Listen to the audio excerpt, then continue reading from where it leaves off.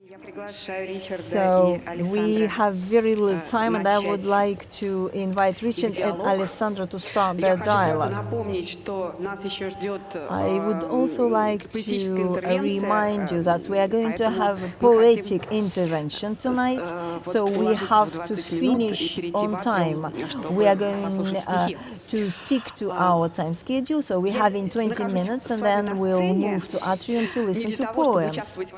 So I'm here at the stage together with us, not because I want to participate in your talk, but I'm really interested in continuity between the avant-garde of the 20s and architecture of the 60s and 70s. So this is my field of research, and I'm very curious what you're going to say, because you are researchers from the UK and Italy. So I'd love you to start with this place where we are, the Garage Museum, because apart from this pavilion, there are some other pavilions that are going to be reconstructed that were remained after the exhibition in 1923, like it was the first reinforced concrete building built by Zheltovsky. So this was the starting point for the development of modern architecture in Moscow. So what can you tell us about the prospects of this, and how can we make more relevant these two layers of legacy, and maybe about the interaction between them? This is a very interesting question, but I feel a bit tired, frankly speaking.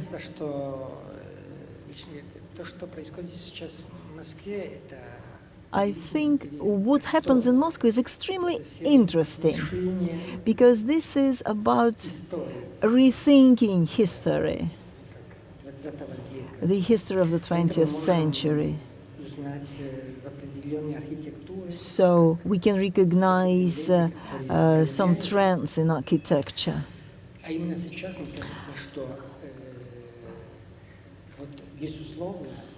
And today, definitely, this is a big step for this building that used to be a restaurant seasons of the year. And I guess the next step might be the key, might be the turning point to connect the beginning of this architectural journey and the later part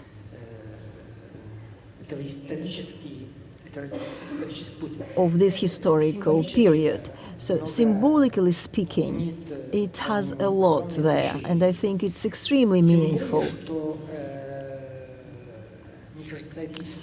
Especially that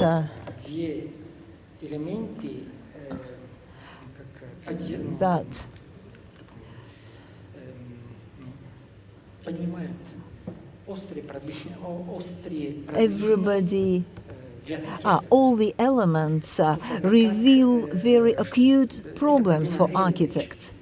And this is the problem of heritage. How can you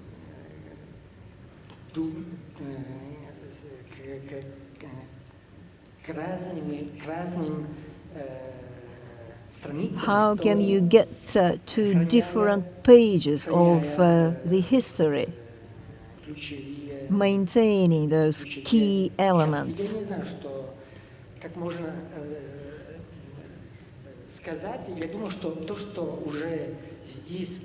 So I think what has happened in here is a fantastic thing.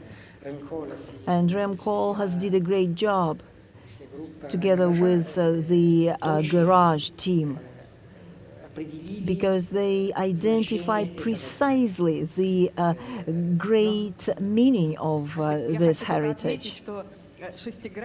I wanted to say that the monument, that hexagon that we have to do something with it. Yes, I agree completely with what you've said. I'll try to speak Russian.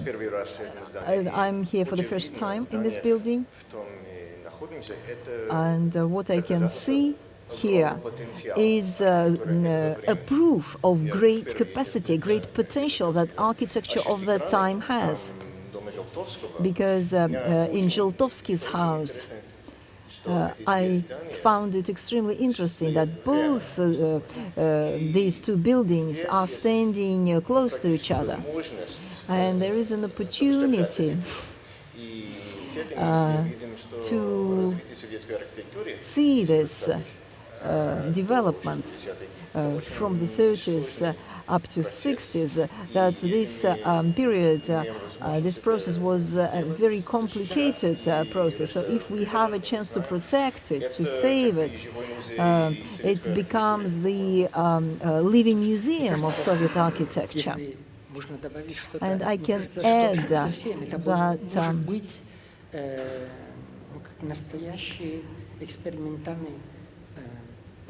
it can become a real experimental site, restoration of modernity, restoration of modernism, because it's great if you highlight all those little nuances and details. So I don't know if there is a designer who has been appointed, if it's been decided who is going to work on it. Not yet. Because I think it will be very important. Вот что интересно, вот Ричард свою вот эту недавнюю, свежую совершенно книгу о русской архитектуре published his book about Russian architecture, which was the architecture about Russian modernity, and he started it in 1850s, and Alessandro dedicated his talk to modernist processes in Stalin's time. So how do you see the continuity between the 20s and the 60s?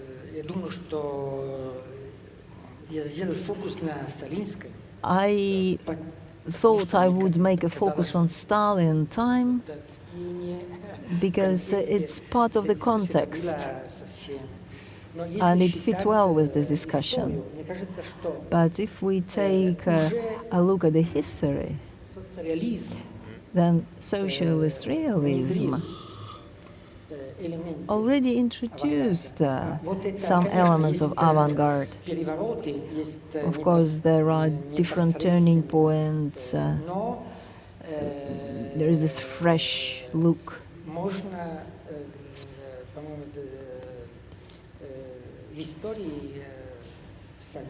But in the history of Soviet and post-Soviet architecture, has these important elements that are sometimes difficult to identify, but still it's a whole cycle that proves the consistency and the consistency of different traditions, because avant-garde was there in the metro. And you can see it in Mayakovskaya metro station, let alone Krasные Vorota metro station. So if we analyze those projects deeper, then maybe these studies and the problems of typization of prefabricated structures and the industrial process.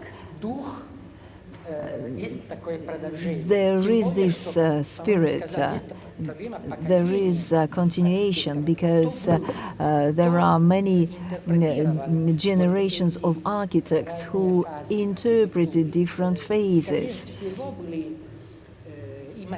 And there were some great figures, masters, and their sons. So there were architects that lived through those times. It's Pavlov and many others, and I agree with you that the book showed all those different moments. And of course they played a very important role. So both Pavlov and other architects of Soviet time in general. I really liked your report, and I really like the way you treated 30s and 50s up to now. And in my book, I try to find some connections in the 13th century and later up to the Soviet time.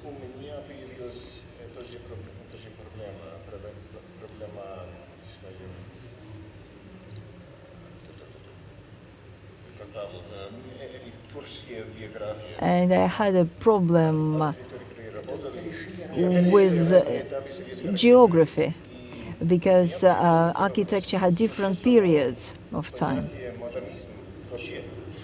So did the concept of modernism exist in architectural discourse during Soviet time? Did it exist? Oh, it was a swearing word. Has Vladimir left? Чуть громче, пожалуйста. Functionalism, yes. I may say, as a historian, as an architect, I think there is this element of identity in Russian culture, well, expressed through different professional unions. For example, a concept of space. There are also elements which repeat themselves. So, as I said, there is concept of space and how the architects here, what's their attitude to these problems and how they implement their designs in space. And there's a very critical element which sometimes you see in the avant-garde period and also in the architecture 30s and 40s. And that still goes on. And this problem is typical not only of architecture but of culture in general. Mainly expression of attitude of a Russian person to surrounding space. But still, you've been using the concept of modern architecture. It's a very broad concept. I'm talking about today's contemporary architecture. Probably what used to be called modern in the 20s. As a magazine, you know, that acronym SA, Современная архитектура, modern architecture, which later on was kind of branded as formalism, and then it became an obscenity. Getting closer to accusations of cosmopolitanism. So what is the difference between 20s and 60s? So, really, what difference we're talking about? I can't answer your question, but still there are several interesting moments. In the 60s, there was a concept of avant-garde on the level of formal, and also another concept of avant-garde on the social level,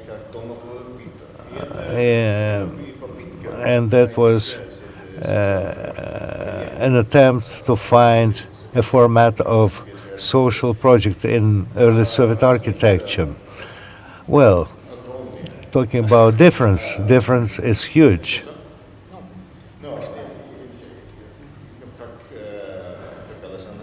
as Alessandro perfectly described, well, there existed system of social realism, and it had changed a lot. As for the avant-garde concept, I don't think it was a very actual concept in the 60s. Well, in my opinion, that was a project very closely related to the 1920s, and not Ginsburg's group, but the students' commune of Nikolaev, and also there was a very important project participated design, because when he had Paul among the young Komsomol League members, what will be the House of Commune, same way Osterman was interviewing future tenants of this building. What do they think about how it should be done? But I think that in the 20s, this charge for social perfection was shared quite sincerely by the architects. But in the 60s, after several political changes, well, the architects had much more political aspirations, and that had somehow to be inspired. Yes, definitely talking about life in those epochs, still there was some historical specific continuity, and of course the house of new life or new living was kind of an attempt to implement the utopian ideas, and at least in my opinion, starting from late 50s to mid 60s, still there was a certain utopian new version of utopism. Read plenty. There was a novel's title published in England. Otherwise, there was certain strife, and of course, this ideology was adopted, but certainly this utopian views existed there. Of course, totally different, very different from conditions of 1920s, where we see that these experimental works were very sincere. In the 60s, well, that kind of communism, at least for 2 days, everything everything got changed. Well, utopism in the 60s definitely existed, and the house of new living was definitely there as a beautiful example. But in the context of designing, well, it had changed completely, and the examples of design from the specialized architectural construction bureau which you referred to, there is a new context of experiments. It's not just Nikolaev's team and his associates. It's new infrastructure of design process, and that was a very strong consequence of Stalin's time. And the most interesting is that this infrastructure had place for such experiments. But still, that was very big difference, very different from the 20s. Well, it could turn into absolutely one-type serial housing for all. And such utopias were existing in Czechoslovakia and in East Germany as well. Well, thank you.